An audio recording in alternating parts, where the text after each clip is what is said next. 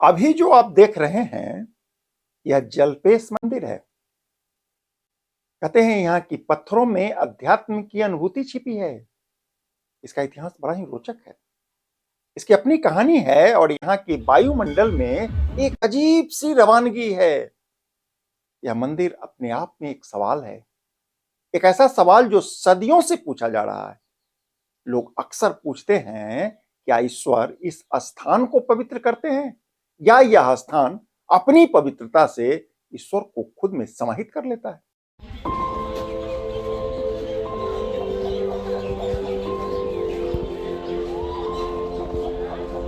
कहते हैं कि भारत ऐसा देश है जहां नाम सिर्फ शब्द नहीं होता, बल्कि नाम के पीछे होता है एक अटूट विश्वास। शब्दों के पीछे होती है पीढ़ियों की यादें। ऐसे में जब आप जलपाईगुड़ी कहते हैं तो आप सिर्फ एक जगह का नाम नहीं ले रहे होते हैं, बल्कि आप एक पूरी सभ्यता को आमंत्रित कर रहे होते हैं। आज हम जानेंगे कि कैसे एक फल से एक खूबसूरत शहर का नाम पड़ गया। हम जानेंगे कैसे एक मंदिर पूरे इलाके की पहचान बन गई और कैसे पौराणिक काल की एक कथा आज भी लाखों दिलों में स्पंदन करती है। जानकारी रोचक है और दिलचस्प। आप अंत तक हमारे साथ बने रहिए।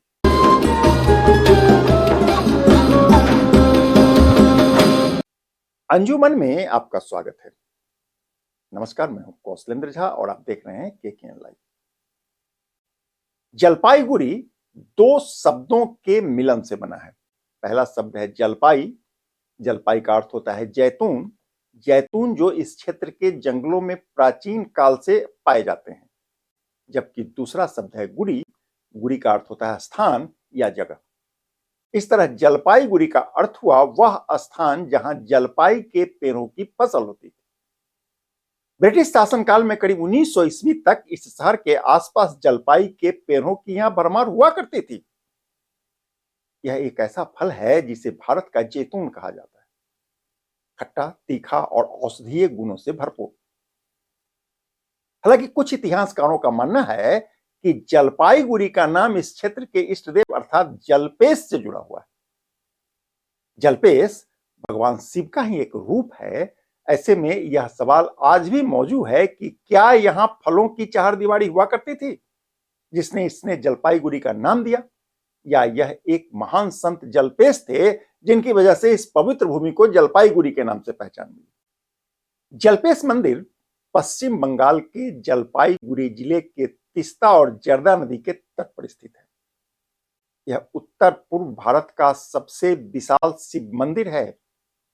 मंदिर का परिसर करीब 1024 फीट में फैला है। इसकी चौड़ाई 100 फीट है और ऊंचाई 127 फीट। इसका गुंबद भारतीय शिल्प कला शैली का नायाब मिसाल है। कहते हैं कि जलपेश मंदिर भ्रामरी शक्तिपीठ भी है। यह एक भैरव मंदिर है। भ्रामरी देवी देवी दुर्गा का ही एक रूप है। हिंदू पौराणिक कथाओं के अनुसार जब देवी सती का शरीर भगवान शिव की सर्वनाश लीला में टुकड़े टुकड़े कर दिए गए तो उनका बायां पैर इसी स्थान पर गिरा था, इसलिए स्थान शक्ति पीठों में से एक माना जाता है। मंदिर की गर्भगृह की एक अद्भुत विशेषता है। यहाँ शिवलिंग को जल लिंग या अनाधि लिंग भी कहा जाता है। यहाँ का शिवलिंग एक गहरे गड्ढे के भीतर समाहित है। आश्चर्य की बात यह कि यह साल के 365 दिन जल से भरा रहता है। इसका बहुत कम हिस्सा दृश्यमान है। विशेषज्ञों का मानना है कि यह कोई उल्का पिंड भी हो सकता है, मानो आकाश से भगवान की शक्ति सीधे पृथ्वी पर उतरी हो। कहते हैं कि जलपेश मंदिर की कथा 800 ईस्वी के आसपास से शुरू होती है। कामरूप राज के एक राजा हुआ करते थे बगदन। राजा बगदत्त के वंशज राजा जलपेश ने इस मंदिर का निर्माण करवाया था। यह राजा अपने नाम के लिए इतना प्रसिद्ध हुआ कि मंदिर को उसी का नाम मिल गया। लेकिन कालांतर में यह मंदिर जर्जर होने लगा।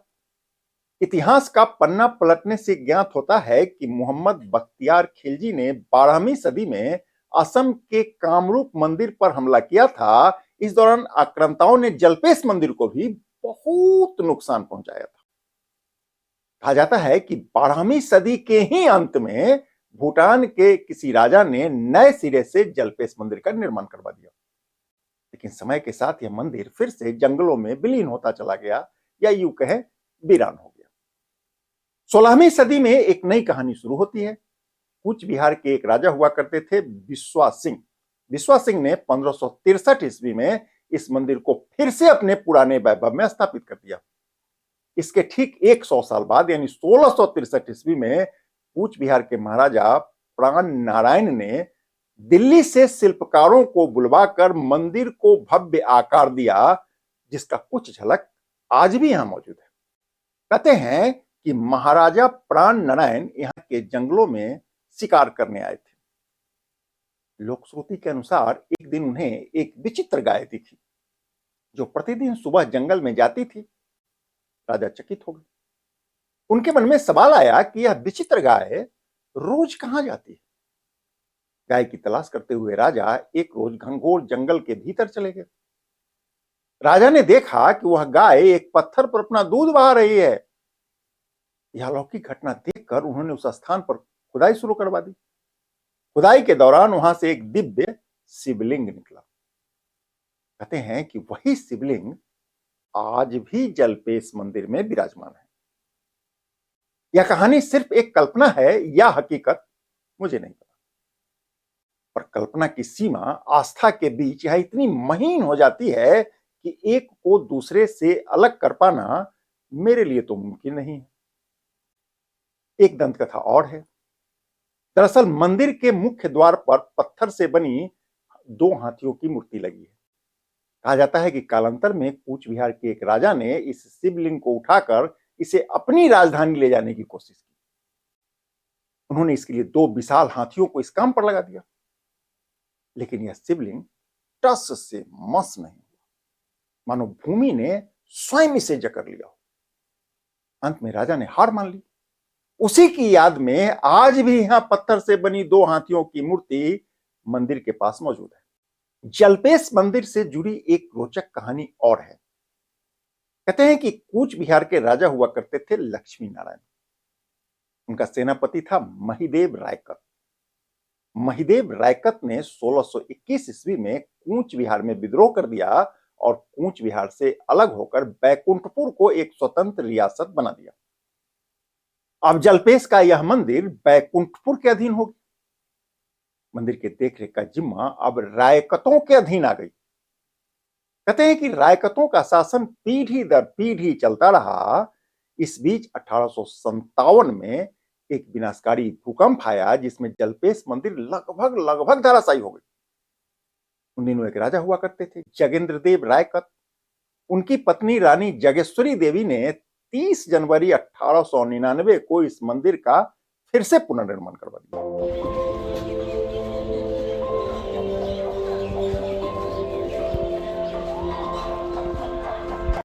वक्त के साथ 1894 ईस्वी में जलपेश मंदिर को संभालने के लिए एक ट्रस्टी का गठन कर दिया गया और तब से आज तक यही ट्रस्ट मंदिर की देखरेख करती है।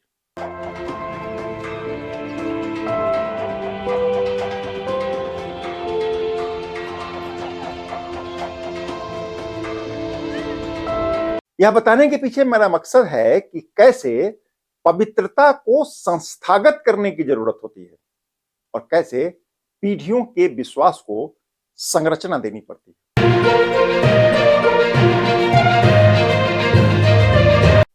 यहां आपको बता दें कि जलपेश मंदिर में भ्रामरी देवी और भैरव की पूजा होती है। भ्रामरी देवी की कथा बड़ा रोचक है। कहते हैं कि एक बार एक अत्याचारी दानव अरुणासुर ने देवताओं को बहुत परेशान कर दिया। असुर को पराजित करना देवताओं के लिए मुश्किल होने लगा। तब देवी भ्रामरी ने काली मधुमक्खियों के झुंड का रूप धारण करके उस असुर को परास्त कर दिया। यह कहानी एक सीख है। सीख ये कि छोटी शक्तियां भी अगर संगठित हो जाए तो बड़े से बड़े अत्याचारी धराशायी हो सकता है। आज जब हम किसी शक्ति संपन्न लोगों के द्वारा सामाजिक अन्याय, असमानता और अत्याचार को देखते हैं तो देवी भ्रामरी की यह संदेश प्रासंगिक प्रतीत होता है। कहते हैं कि प्रत्येक साल सावन के महीने में जलपेश मंदिर पर लाखों भक्त जमा होते हैं और जलाभिषेक करते हैं। यहाँ महाशिवरात्रि का उत्सव बहुत धूमधाम के साथ मनाया जाता है। इसके अतिरिक्त यहाँ बैसाखी मेला का भी आयोजन होता है। कहते हैं कि भारत के अलावा यहाँ नेपाल, भूटान, बांग्लादेश और श्रीलंका से बड़ी संख्या में श्रद्धालु आते हैं। जलपेश मंदिर आज उत्तर बंगाल का एक प्रमुख पर्यटन केंद्र बन चुका है।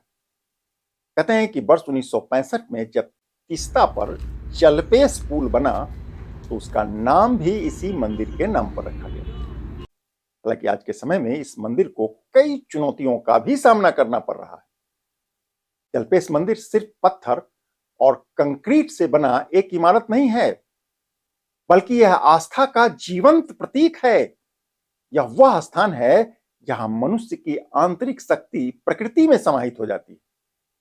जलपेश सिर्फ एक मंदिर नहीं है, यह वह प्रश्न है जो हर पीढ़ी से पूछा जाता है। पूछा जाता है कि क्या असली शक्ति सिर्फ पत्थरों में समाहित है या पत्थर के प्रति हमारे विश्वास में? मौका मिले तो आप स्वयं इसका अनुभव करें।